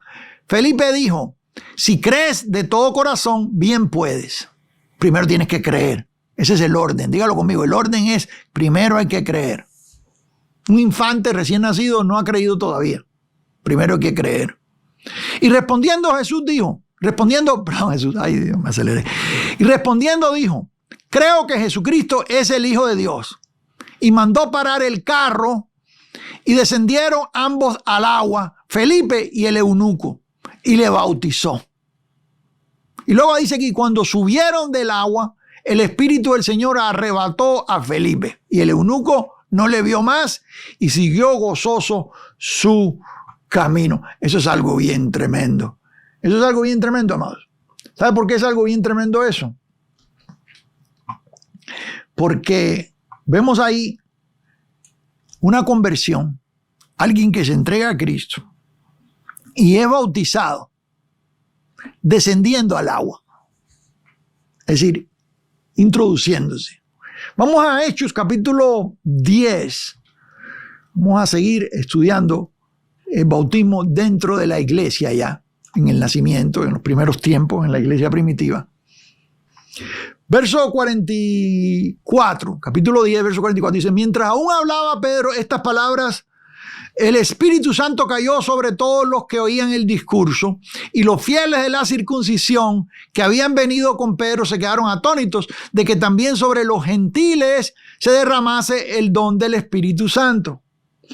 Sí, porque los oían, venga conmigo, porque los oían que hablaban en lenguas y que magnificaban a Dios. En otras palabras, había manifestación del Espíritu. Recuérdese lo que le dije antes, de no hacer doctrina con algo que sucede, un evento histórico. Entonces respondió Pedro, ¿puede acaso alguno impedir el agua? Aquí está, el bautismo en agua, que es a donde quiero traerlo. Impedir el agua para que no sean bautizados. En otras palabras, aquellos habían sido llenos del Espíritu. Había evidencia en los dones del Espíritu, porque una persona puede nacer de nuevo y en el momento tener evidencia en los dones del Espíritu en su vida, pero hay que separarlo. Y aquí está la separación. ¿Puede acaso alguno impedir el agua para que no sean bautizados? Estos que han recibido el Espíritu Santo, quiere decir que ya habían recibido el Espíritu Santo, todavía no habían sido bautizados en agua. ¿Me está siguiendo acá? Vea el orden. También como nosotros, en otras palabras, y mandó, verso 48, y mandó bautizarles en el nombre del Señor Jesús. Otra vez, en la autoridad de Jesús. Pero la iglesia bautizaba en el nombre del Padre, del Hijo y del Espíritu Santo, porque así Jesús los envió. Entonces, y eso usted lo va a ver, amado, desde la fundación de la iglesia, durante los primeros siglos de la iglesia y durante toda la historia de la iglesia ha sido trinitaria. La iglesia del Señor Jesucristo, la iglesia verdadera, es trinitaria. Y han bautizado siempre en el nombre del Padre, el Hijo y el Espíritu Santo. Algunas sectas que se han levantado en estos últimos tiempos, también hubieron algunas en siglos atrás, se han desviado de eso. Y ahí están los Jesús solo. Acá le dicen los Jesus Only, que son los que dicen que no, ellos solamente bautizan en el nombre de Jesús. Algunos de ellos niegan la Trinidad, algunos niegan la deidad de Cristo. Dicen que Dios Padre, Jesús solamente es el Hijo. Y lo presentan como creado, como una criatura de Dios. Cuando la palabra nos enseña a nosotros correctamente la deidad de Cristo, que Jesucristo es Dios. Eso lo explico en teología sistemática para Latinoamérica, amado, en soteriología, en paterología, ahí explico la doctrina del Padre, en la cristología explico la doctrina del Hijo. Entonces, explico en detalles en todo eso. Entonces le rogaron que se quedase por algunos días. O sea, nosotros vimos ahí, amados, el bautismo en agua, en la fundación de la iglesia. Pablo fue bautizado, y eso lo vamos a ver en Hechos, capítulo 9, venga conmigo. Esto es muy importante, porque aquí vamos a ir con el apóstol de los gentiles. Fue entonces Ananías y entró en la casa y poniendo sobre él las manos dijo: hermano Saulo, acuérdense que primero se llamaba Saulo, el Señor Jesús, que se te apareció en el camino por donde venías, me ha enviado para que recibas la vista y seas lleno del Espíritu Santo. Y al momento le cayeron de los ojos como escamas y recibió al instante la vista y levantándose fue bautizado. Ahí vemos otra vez. Pablo cree en el Señor, Pablo recibe el Espíritu Santo, en otras palabras, el Espíritu Santo lo trae a vida. ¿Cuántos están conmigo acá? Y entonces, después de esto, es bautizado en agua. Vamos a ir a cómo bautizaba Pablo. Y si usted viene conmigo a 1 Corintios, muy interesante esto, 1 Corintios capítulo 1, versículos 12 y 13, dice aquí, bueno, podemos leer del 12 hasta el 17, yo creo, para tener una idea completa, ¿no? Quiero decir que cada uno de vosotros dice: yo soy de Pablo, ahí hay división, y yo de Apolos, y yo de Cefas, y yo de Cristo. Esa es la condición en que estaba la iglesia de los Corintios. ¿Acaso está dividido Cristo? ¿Fue crucificado Pablo por vosotros o fuisteis bautizados en el nombre de Pablo? Doy gracias a Dios de que a ninguno de vosotros he bautizado, sino a Crispo y a Gayo. Pablo no se dedicaba mucho a bautizar personas, excepto estos pocos. Hay unas pequeñas excepciones aquí. Sí, verso 15 dice: para que ninguno diga que fuiste bautizado en mi nombre o en mi autoridad. También, acuérdense lo que le dije antes sobre autoridad. No fórmula, pero autoridad. También bauticé a la familia de Estéfanas. De los demás, no sé si he bautizado a algún otro. En otras palabras, no es una práctica que Pablo hacía continuamente. Y aquí explica por qué en el versículo 17 dice, pues no me envió Cristo a bautizar, sino a predicar el evangelio. Separe las dos cosas, amados. No con sabiduría de palabras, para que no se haga vana la cruz de Cristo. En otras palabras, aquí lo vemos separados. Para los que dicen que hay que ser bautizado en agua para ser salvo, Pablo no le ponía el principal énfasis al bautismo en agua. Creía el bautismo en agua. Esto no es excusa para... Hay algunos que han tomado esto incorrectamente y dicen: no, yo no bautizo gente porque Pablo no bautizaba gente y ya yo no lo hago tampoco. No, amados, Pablo sí lo hizo en algunos pocos. No estaba en contra de eso porque la evidencia está en que él bautizó a algunos y ahí nos dijo. Sí. Pero su ministerio evangelístico misionero, aparte de ser apóstol, Pablo, aparte de ser apóstol, andaba plantando iglesias y andaba predicando el mensaje de salvación. La prioridad estaba en el mensaje del evangelio, en predicar el evangelio. Mire, por años yo en mi trabajo evangelístico en el campo misionero, al principio estábamos jóvenes, lo que nosotros hacíamos era ganar almas. Nosotros no andábamos bautizando gente. Lo hicimos una que otra vez.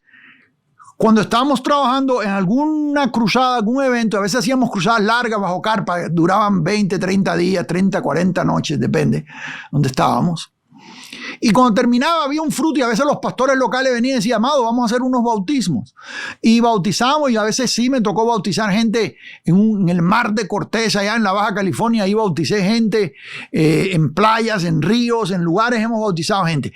Pero no ha sido nuestra costumbre. Nuestra costumbre es ganar almas. los pastores han sido los que se han siempre encargado de ese trabajo. Es un trabajo pastoral porque ellos son quienes van a discipular a los nuevos creyentes. Y yo recuerdo que estábamos en una cruzada en una ciudad, en México. Habíamos terminado una cruzada larga en otra ciudad, como a unas 3-4 horas de distancia por carretera. Y vino en un autobús, venía cargado de hermanos, y venía un pastor que recogió mucho fruto de la cruzada que tuvimos. Le dejamos a él muchos frutos de esa cruzada. Y me dice, hermano Pérez, vengo a dar la noticia que acabamos de bautizar, me dice, 601 personas. Me dice nomás eso, de todos los que se entregaron a Cristo, los que le tocaron a la iglesia de él, 601 personas bautizó. Y eran fruto de la carpa, se habían entregado al Señor bajo el ministerio de la carpa. Recuerdo que le ayudamos en esos años porque su iglesia tenía 30 y algo de personas, era muy pequeña y se reunía en un lugar pequeño, pero ya tenía un terreno. Y le ayudamos y se consiguieron ladrillos o bloques y cemento y voluntarios, y entre mucha gente que se juntó enviamos gente y levantaron un edificio ahí que daba, creo que tenía capacidad para 800 personas. Quiere decir que esa iglesia tenía 30 y algo de gente, 30 y algo de miembros, creo que eran 38 si estoy bien, de miembros cuando llegó la carpa ahí, y después que terminó la campaña de carpa, esa iglesia creció, necesitaba un lugar para que cupieran 800 personas. Quiere decir que de 30 y tantos se fueron y luego se llenó. Pero recuerdo que él vino y nos dijo, bautizamos 601 personas. Eso es una cosa gloriosa, porque esos mostraron públicamente al mundo qué fue lo que el Señor había hecho en sus vidas espiritualmente, ¿sí? Entonces, hemos bautizado en mar, hemos bautizado en ríos, hemos bautizado en varias ocasiones, pero el Señor, en realidad, el llamado nuestro en el ministerio no es a bautizar, es a predicar a Cristo. En este momento, mi trabajo es más preparar obreros, preparar ahí por medio de la Facultad de Teología Latinoamericana, por medio del instituto, preparar a ministros que ellos se están encargando de plantar iglesias y hacer ese trabajo. Pero les estamos enseñando, amados, a bíblicamente aplicar el texto y no estar en cosas que no sean bíblicas. Le digo algo, hasta aquí venimos cubriendo la importancia de lo que es el bautismo en agua, que es una demostración pública de lo que Cristo ha hecho en su vida. Cuando usted es bautizado en agua, usted es sumergido, y nosotros vamos a hablar sobre lo que significa el bautismo por inmersión, opuesto al bautismo por aspersión, y muchas otras cosas que quedan pendientes, y lo vamos a hacer en la próxima sesión, amados, y esa va a estar aquí. Y si no se ha suscrito al canal, recuerde hacerlo acá. Bendigo sus vidas, seguimos adelante.